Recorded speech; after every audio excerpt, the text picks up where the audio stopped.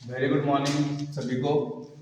तो देखिए, आज जो तारीख है वो 27 जनवरी 2026, और जैसा कि हम लोगों ने बताया था कि 27 तारीख से क्लास 12th का बिहार बोर्ड हम लोग शुरू करने जा रहे हैं। तो अभी 10 दिनों का डेमो क्लास चल रहा है, ठीक है। तो इस डेमो क्लास में आज हम लोग श्री गणेश करते हैं। सबसे पहले फिजिक्स से हम स्टार्ट करते हैं। फिजिक्स में हम सबसे पहले जानेंगे फिजिक्स का जो मतलब सिलेबस है उसके बारे में जानेंगे कि कितने मार्क का सिलेबस होता है, क्या एग्जाम पैटर्न होता है और क्या क्या चीजें हमें पढ़नी है। तो देखिए, जो क्लास 12th का जो फिजिक्स फिजिक्स जो सिलेबस है उसमें जो टोटल मार्क्स पूछा जाता है वो 100 नंबर का पूछा जाता है, ठीक है।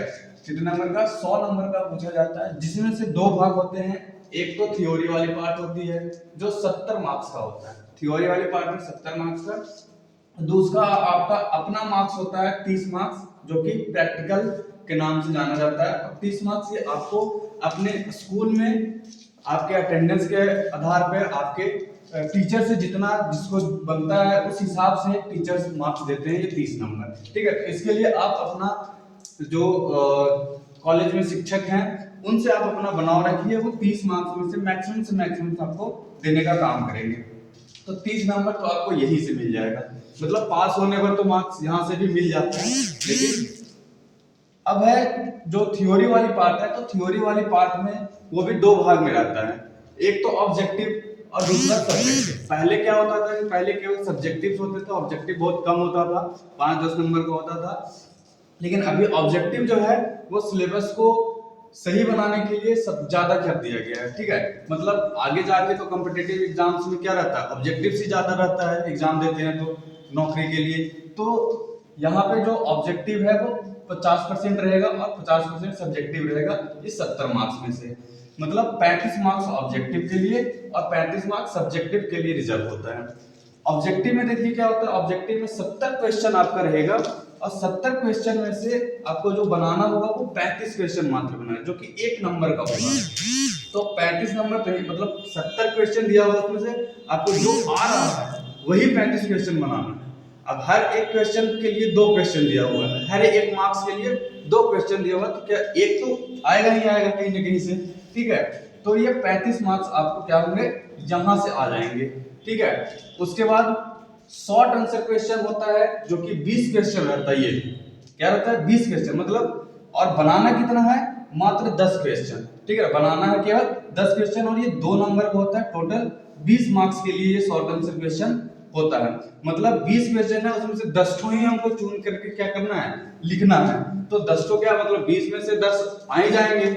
इसके लिए हम लोग पूरी मेहनत करेंगे और क्या करेंगे, पूरी तैयारी करेंगे, ताकि अगर हम एग्जाम हॉल में बैठे। और देखिए, और जो थर्ड पार्ट है वो long answer type question. Long answer जो होता है वो 6 क्वेश्चन आपको आएंगे, 6 में से मात्र 3 क्वेश्चन चुनना होगा और ये 5 नंबर का होता है। मतलब अगर आप 5 नंबर का लिख रहे हैं तो कम से कम 2-2.5 पेज जाना चाहिए।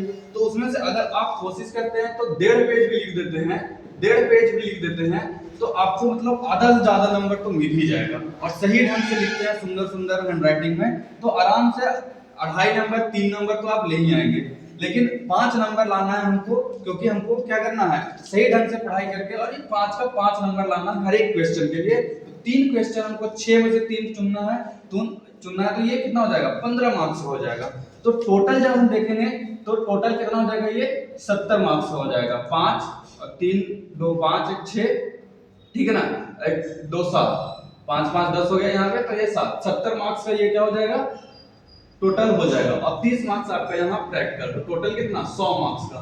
तो 30 मार्क्स तो आपके अपने हाथ में है और 70 मार्क्स के लिए हमको मेहनत करना है। तो हम लोग इस तरीके से अभी पढ़ाने के लिए शुरुआत कर रहे हैं कि जो 70 मार्क्स है ये आपको मेहनत करने की जरूरत नहीं है। हम ऐसा मेहनत करेंगे कि ये जो 70 मार्क्स है वो आपके दिमाग में चला जाए, आपके जीवन में चला जाए कि 70 मार्क्स कैसे लाना है, ये हम आपको बताएंगे।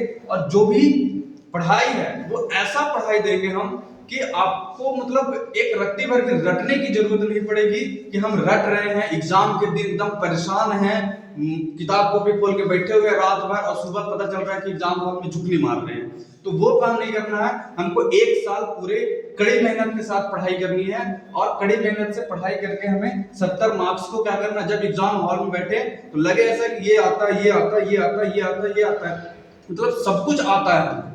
तो उस तरीका से हम क्या करेंगे, 70 मार्क्स के लिए ये ऑब्जेक्टिव और सब्जेक्टिव दोनों के लिए इस तरीके से हम चाहे जो भी करना पड़े, हमको कितना भी पैकेज बांटना पड़े आप लोगों को, वो पैकेज हम ढूंढ के लाएंगे और आपको बांटेंगे, देंगे, और मतलब इस तरीके से समझाएंगे कि आपको लगेगा कि नहीं, रटने की जरूरत नहीं है ये। क्योंकि जो इंटर का सिलेबस होता है ना, वो इंटर का सिलेबस बच्चों मतलब ऐसा होता है जो बेसिक होता है, और बेसिक ऐसा होता है जो पूरे लाइफ काम देता है। ऐसा लगता है लोगों कि क्या काम है इन सब चीजों का, लेकिन नहीं, इन सब चीजों से ही आपका जो है, आप अगर बिजनेस करते हैं, आप कहीं जॉब करते हैं, जाकर आप सरकारी नौकरी की तैयारी करते हैं, तो यही आपका बेस बनेगा, और इसी के जरिए आप अच्छा कर पाएंगे, और कोई भी पढ़ाई होगा वो आप कर पाएंगे।